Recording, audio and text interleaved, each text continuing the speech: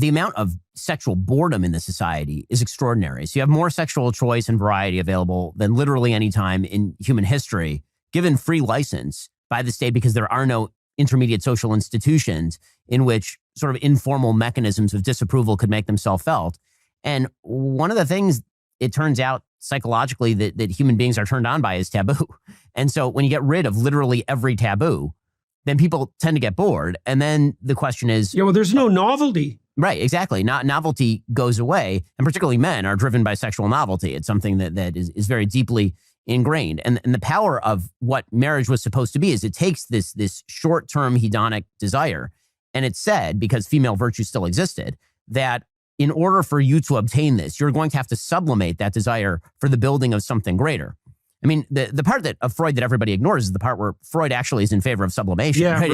Right. It's only later psychologists and philosophers who suggest that sublimation needs to be destroyed and done away with in order to free all forms of human artistic and material expression.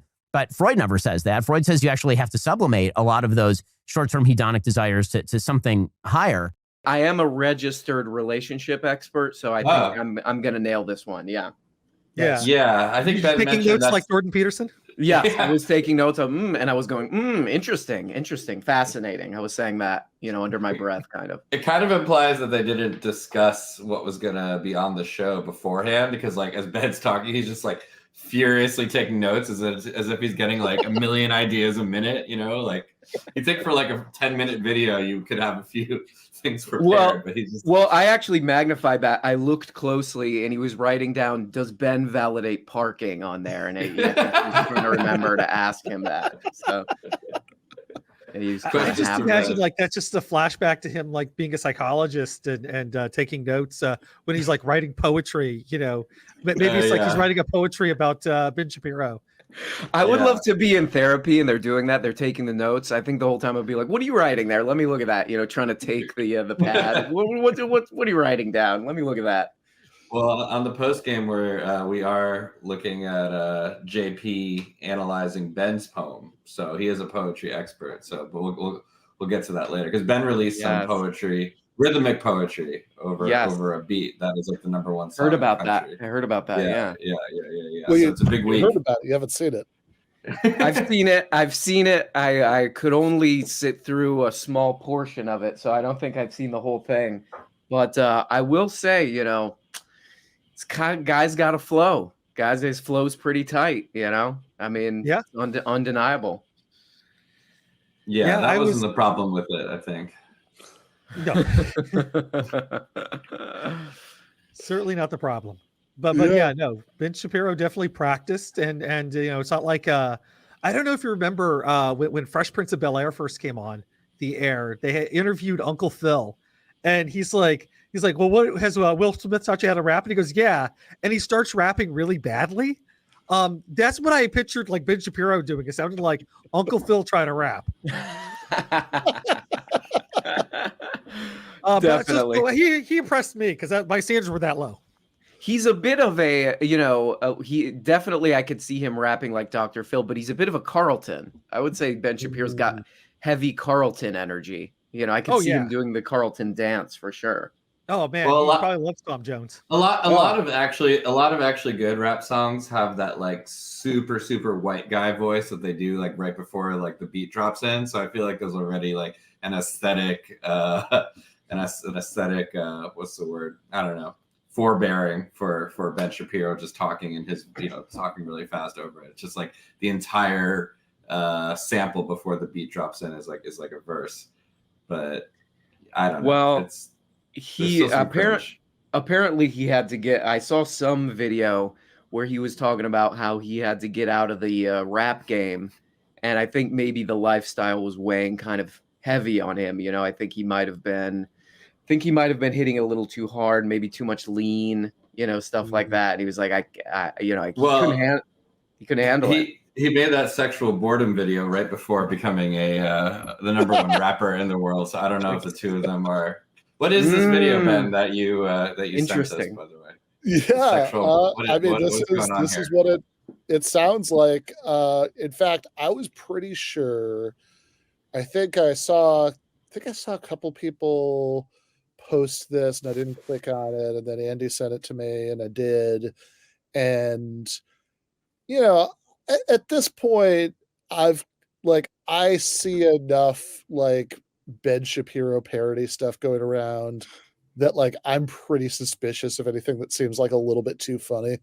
And you know, I've seen many a like screenshot of an alleged Shapiro tweet, you know, that is no such thing. That's like my bullshit detector was pinging for this. It's like, I'll bet he didn't really. Oh no, wait, that's his YouTube channel. That's this is really like, oh my God. This is not some like AI montage. Like, nope. He decided that it was a good idea for him and his employee, Dr. Jordan Peterson, to release a video where they talked about how there is just so much goddamn sexual boredom, at least in their experience. So let's you know, hey, listen, whenever I give you a Ben Shapiro clip, just know it is pure uncut Ben Shapiro, not that stepped on, cut with baby powder kind of shit. All right. I've been burned, but yeah, let's keep watching. But again, that gets back to kind of the fundamental premise that you were speaking to, which is there is this narrative of accepted values that we all used to live inside of. And when you destroy that narrative by saying, for some reason, that it's not true because it's not coming out of your own head. Well, once that happens, we don't hold a common narrative. There are no common narratives. And if there are no common narratives and everything is then acceptable, then what exactly is the taboo? Where does the sublimation take place? There is no sublimation and there is no future orientation, because what sublimation really is orientation of short-term in favor of long-term. Well, and in favor of other people.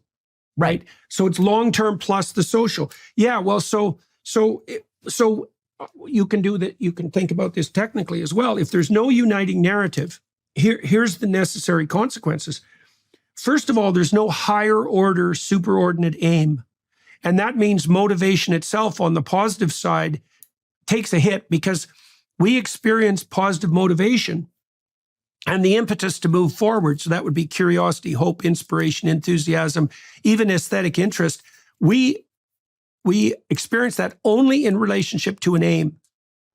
And so if you destroy the ultimate aim, you destroy the structure upon which reward itself is dependent, apart from satiation-induced rewards, right? And they produce quiescence, not movement forward. Okay, so you lose positive emotion. Then you multiply negative emotion. And the reason you do that is because one of the things that constrains your anxiety response, which is actually a calculation of the entropic distance to a given destination, technically, is if you produce a multiplicity of aims, then you increase anxiety proportionately. Now, you know, there's probably some optimization function so that like a choice between 3 aims is great and a choice between 100 is devastating. Okay, so that's 2 things that happens when the unifying overarching theme disappears. But there's a third thing too, which is something you pointed to. So there's a relationship between scarcity and deprivation and value, right? And so if you are surfeited by a stimulus, let's say, or a resource, so you're overfed, as soon as you're not hungry, food is of no interest. If you're stuffed, food is nauseating. Now, you remember in the Exodus seminar we covered, I don't remember if you were there for this, but I think you might have been. There's a situation when the Israelites are out in the desert, wandering around like demented slaves and bitching about the fact that they have no tyrant. They start complaining about the fact that they don't have enough to eat. And God sends them like quails until they're literally coming out of their nostrils. Right, yeah. First they complain about the manna, and then, they complain they're hungry, and God sends the manna, and then they say, we're tired of the manna, we want meat. And God says, you're going to have as much meat as you could possibly imagine. Right. And here come the quails. God actually gets angry, and actually Moses, for the first time, gets angry at the people over their requests at this point. Right. Well, and what happens is because they have an absolute surplus of what they hypothetically find desirable, it becomes disgusting. And this is certainly the danger on the sexual front. We're experiencing a lot of global instability as we plunge into primary season, like no shipping in the Red Sea. like continuing inflation that's setting in on your savings. Well, you should protect your savings. It's not too late to diversify an old IRA or 401k into gold. Birch Gold Group can help you with that. Wait. I wanted to get that gold tip. I kept it for myself, baby. Oh, that's just for I don't want you guys getting my gold. Yeah, that investment. You try to keep that investment secret. Shoot. Yeah. No, this is not quite as good as the time we were watching the that Rumble video denouncing Rashida Tlaib, and they do this seamless transition from denouncing her to promoting the Trump trading cards. Yeah. By the way, I sped up that Shapiro ad 170%. I was I really don't think you could tell, because he was talking. The advertisers are probably like telling me us to talk slower. But I sped it up and it just it's like these old motherfuckers who want gold cannot understand what you're saying. But this is the one time your audience actually has to follow what you're saying. Yeah. Not just think you're smart, and they gotta know the link to click through. Yeah.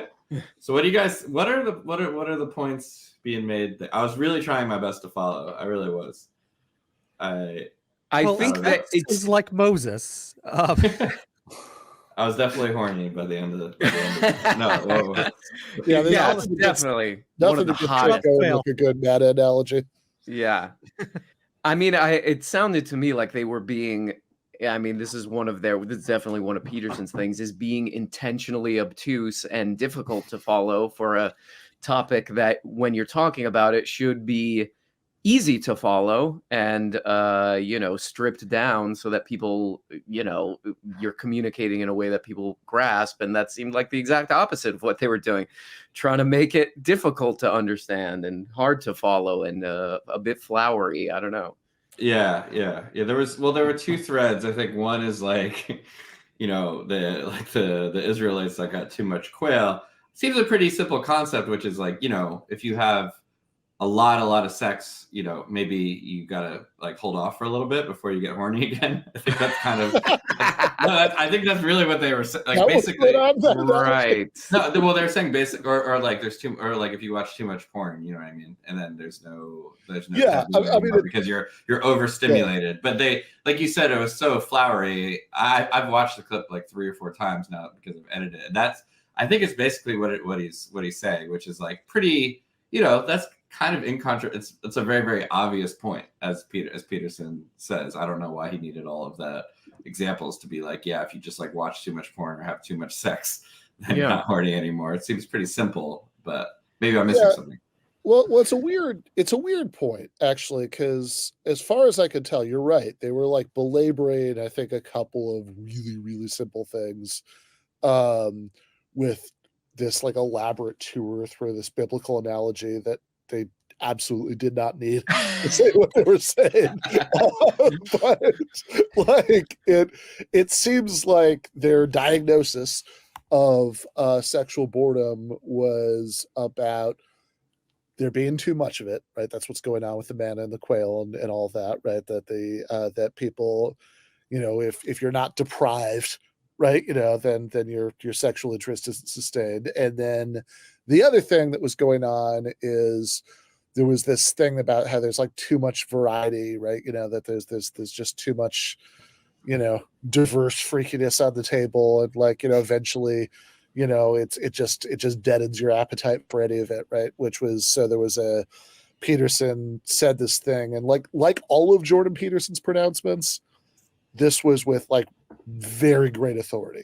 Like, you never hear that guy say anything with any kind of tone of like, well, I guess my best guess is blah, blah, blah. I don't know. What do you think? Right? Like, that's never it, right? It's always, he is just coming down from the mountaintop to like do you a favor and like tell you about the insights that he had up there. And to bestow some decrees. Yeah, exactly. Right. So the decree he was bestowing was like, maybe like 3 choices is optimal. But 100 like is a disaster hedonically. Yeah. And I'm a little skeptical about that second claim, but the sublimation was the other big thing, which I think he was just saying that in conservative values, you're like depriving yourself of sex in order to sublimate your values, like, for some kind of like biblical holy union or something like that. And in the absence of that, but then I'm not sure if he's saying that keeps you horny. I don't think he was, but I think he was because if not, I don't understand the point. Because like the whole thing is that in our society, we have all this sexual boredom, right? Whereas our ancestors in the shtetl, they were just like horny constantly. I just watched XXX Return of Xander Cage, and Vin Diesel had like 20 women in one night and did not seem tired. Wore them all out, by the way. Okay. So like I'm not quite sure if okay. Like, all right. I thought you were going for the other definition of XXX. I thought you were saying you're watching some XXX last night. Well, no, XXX Return of Xander Cage. Yeah. No, I remember it. That movie was it blew my mind. I was like 9-10 years old. I watched the first XXX. I have to admit, I never got around to any of the others.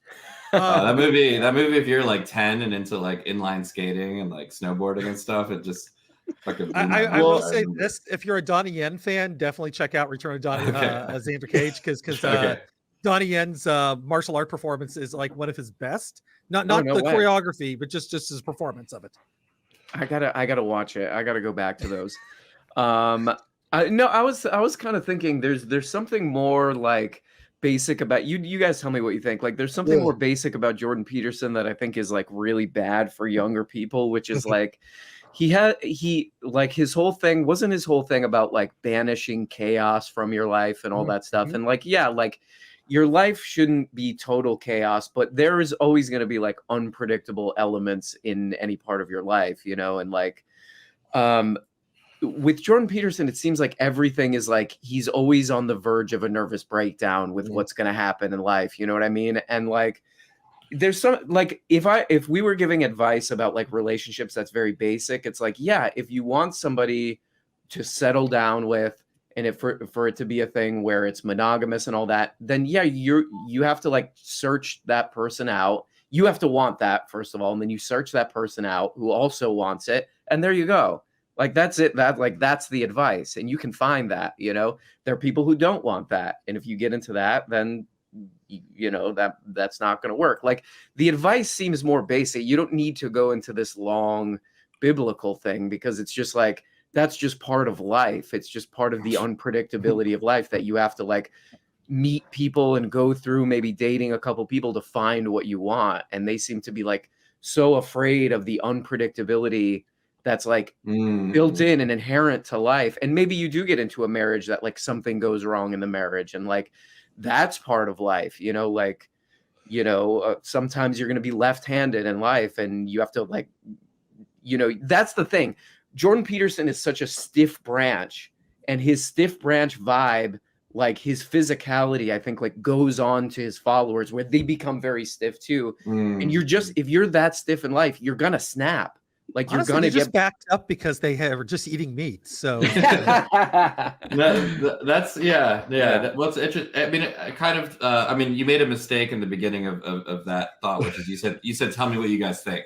But you're supposed to just wiggle your fingers as if you're getting like the most genius idea from the heavens. But the way you're supposed to is here's the problem with Jordan Peterson. No, you have to be like you're so like blown away by the profundity of your own. No, but I think it's an interesting point in that I mean part of what they're selling is this return to conservative values will take out, that uncertainty. Like exactly. That rock, those biblical, that's why they're invoking the Bible, this wisdom. Then later on, he's going to start talking about this collective wisdom that's going to, solve the problem of boredom in your sex life. And, I don't think they ever mention talking about it with your spouse the entire, but, like you think maybe step one is like having a conversation about it or trying something new. It's all of these like hacks these like life hacks that happen to come from the Bible. But like you said, it's like it's something that like in order for their audience to like believe in it, it almost has to have this like stony gravitas that literally goes back to Moses, as opposed to like, you know, like the most basic difficult parts of life is, yeah, you go on like 6 dates and 5 of them don't really work, or you don't have chemistry, and yeah. It's that simple. It's that simple. They're making something that could be just like basic advice, and it's always, they are trying to go. It does feel like they're this is always a thing where it's like trying to go back to the good times that never were. You know, it's like, look, I'm sorry, but like people had affairs. They just like covered them up, you know, and stuff like that. Like relationships are always, there's always going to be like built-in challenges. There's always going to be like moments where people don't get along. The whole thing is to like find somebody where it's like, you know what, there's not a lot of there's a very low percentage of friction in this relationship. We don't get bored with each other. We have fun with each other, where we have good conversation. We have like a rapport. You're probably I mean, whatever sexual boredom is probably just like interpersonal boredom in general, which can happen in a marriage or friendship or whatever. But like you're never going to 100% eliminate like the ebbs and flows of a relationship. It's like they are selling it's like they're selling, you know, like they do feel like internet marketers a lot of the time to me. They are like, you know, here's the one easy trick to solve all your problems, and it's like skinny tea or whatever. And this is, you know, like this seems like that. It's like, no.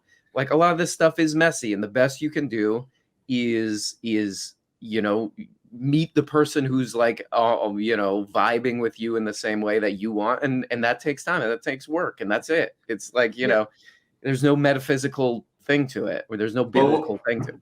Well, what did people used to do? Probably the guys would just, for all of their sexual needs, they would like go see a sex worker. Well, like that's probably the past that they're talking about. Is I don't think that like there was all this amazing sex in like, you know, the conservative times you're thinking about between married couples. It was like the man was probably completely cleaving his sexual desires from his relationship with his wife, you know, and then having affairs. I mean, this is, you know, if Mad Men is to be believed, but I think it's supposed to be. But I feel like there's probably a lot of accuracy to the Don Draper's, you know, his whole deal.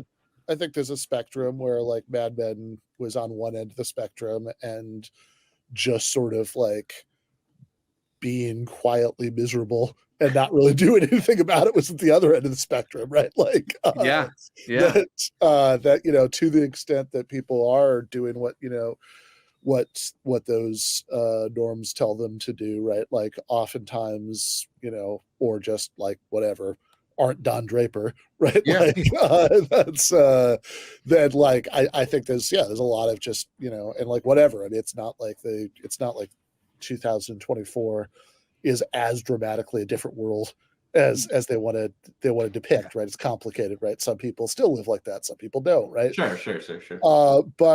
But yeah, I think that like in this part of the video, like they're basically 2 points. Both of them are like mind-numbingly simple, which is why they had to go on these detours through Freud and sublimation. Yeah, what was the Freud? What was the Freud thing? Because the Freud thing, all they were saying was that, if you remove too many taboos and just like, you know, have too licentious a society, then everything's boring because it's not like naughty anymore, right? That was like all they were saying with the Freud thing. Well, like that what I just did, that's that 20 seconds, like that's all they like. Nothing. I gotta start writing some of the shit you're saying down. I know, like last week we had Jordan Peterson talking about how like Nietzsche, you know, says in sentences what people do in books. And Jordan Peterson is proving this week that he's the literal opposite of it. Like he could say in paragraphs in books and what most people can say in just sentence, like normal people. Not even Nietzsche. Nietzsche, we're talking like syllables. Like what Nietzsche says in a syllable is what Jordan Peterson says in like, you know, a YouTube video. Yeah, that's true. Yeah. Which would take some like half of Maps of Meaning to get through saying, okay. Well, look, this has all been fun, but like I do want to focus on the important questions. And since really, since this is, we have clearly, one of the intellectual giants of our era, Jordan Peterson, and we have, astute commentator and pundit Ben Shapiro.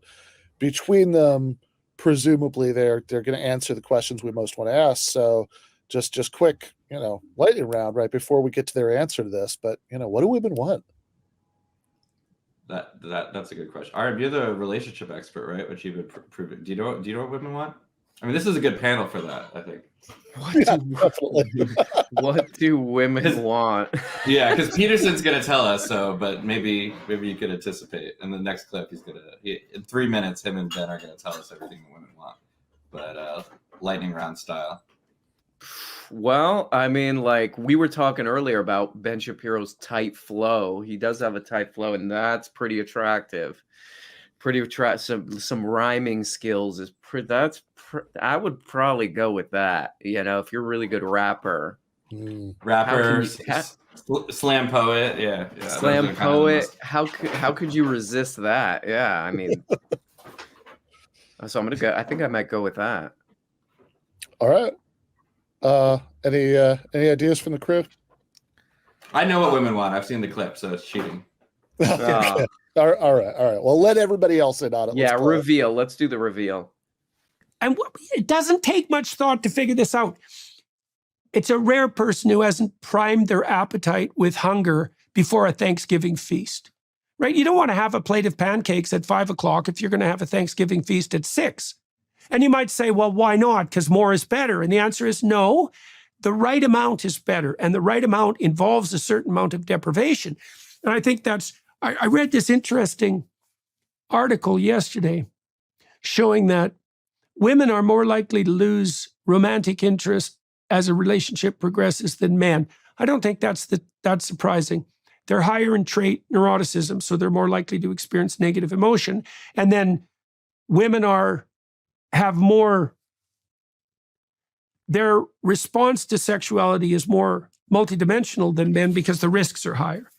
In any case, one of the ways around that is for men and women in a marriage to stay apart from each other for periods of, these researchers looked at 8 hours. If you get some distance, the desire reemerges. And then you were talking about novelty.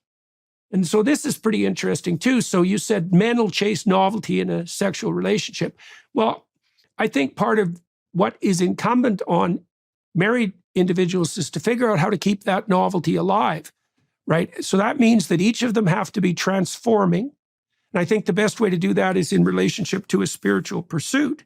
And then I think women also want novelty, but the novelty they're looking for in men is probably more multidimensional and performative, right? Because women are hypergamous and they like men who are above them in the hierarchy of status, let's say, or ability, likely ability.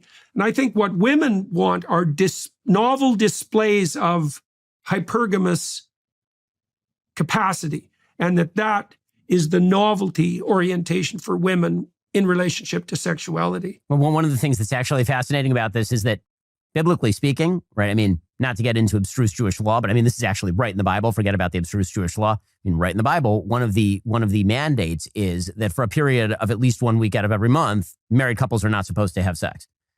Right? This is like right in the Bible. Right.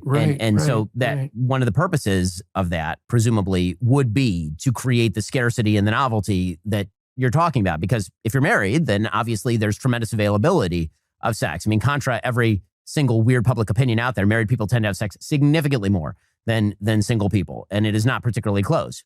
But theoretically, the scarcity goes away, the novelty goes away, and then so does the romance. Yeah. And so the Bible literally says... that's a danger anyways. That's a danger. Right. And so the Bible literally says, like 1 week out of the month, minimum, you're toast. You can't do anything during this particular week. And I think that, again, there's a good rationalistic, and there's a good way, I shouldn't say rationalistic, because there's a reason for it, but it's something that inherited wisdom over time is sort of the message of the Bible. And I think that's, not knowing why you do the thing, but you do the thing and then it works is in some ways much of what we're talking about, because that's the story of what works is the story, right? That's what we're really talking about at the end of the day. So what he's saying is that Weird Al is what women want. Novelty. Yes, and power. I mean, come on. Yeah.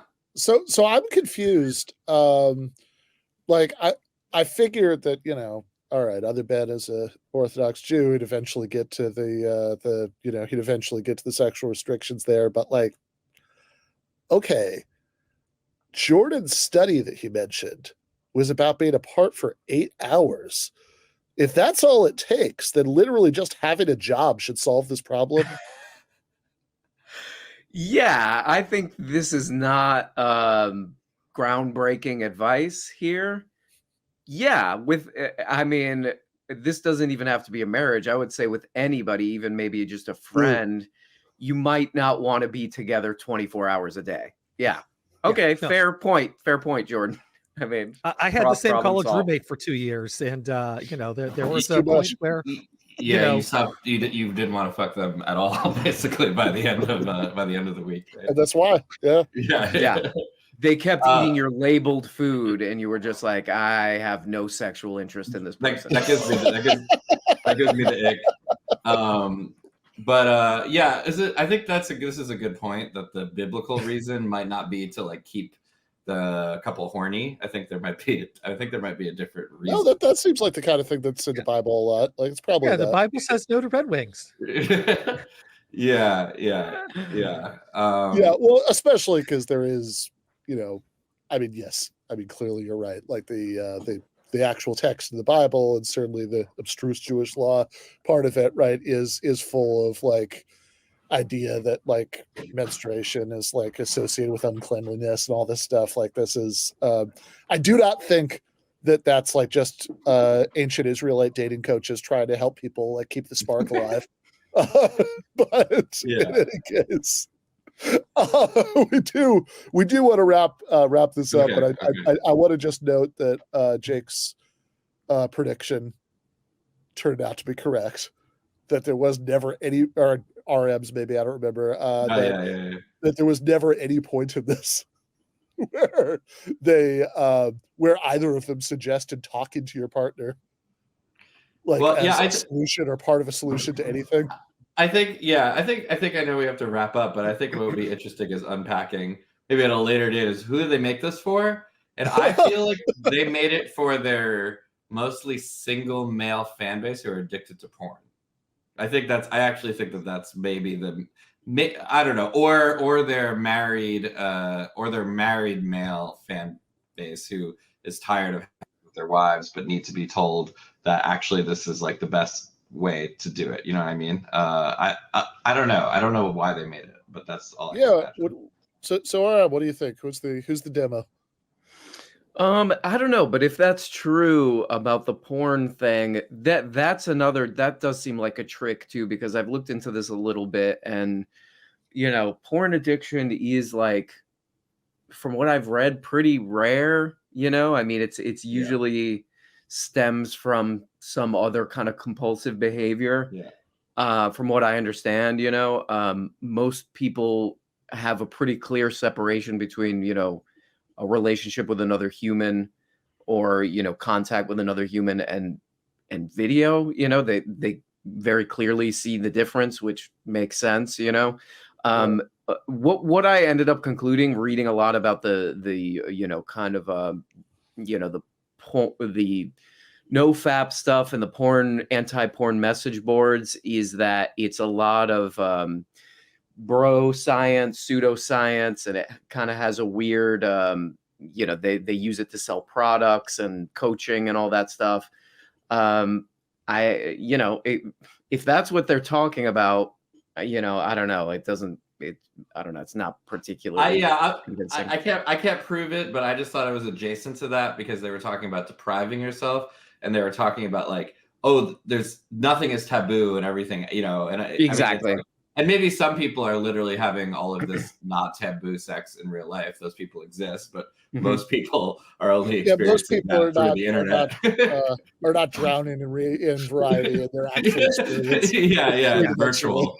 So I feel there's a lot of factors that they're not. Like, so fucking boring. Are we going to do the thing with Is it the goat again? We just did that last week. This like old-fashioned Greek orgy bacchanalia that I do every weekend is just getting so boring. They're also not considering like age too. Like that would be a huge factor. If you're younger, you might not want to like rush into a marriage right away, or like lock down a long-term monogamous relationship. If you're older, there's probably a higher chance you will. I mean, it's a bunch of stuff that they're trying to flatten and make simple for their audience. That it's just you're way better off listening to somebody else for advice on this. Yeah, we'll have to start the. Sorry, go ahead, Ben. I don't know. I mean, you disturbed me a minute ago by saying that most people can tell the difference between video and things that are happening in real life. But your video friends here, right? We've got your back, right? We'll give you much better advice.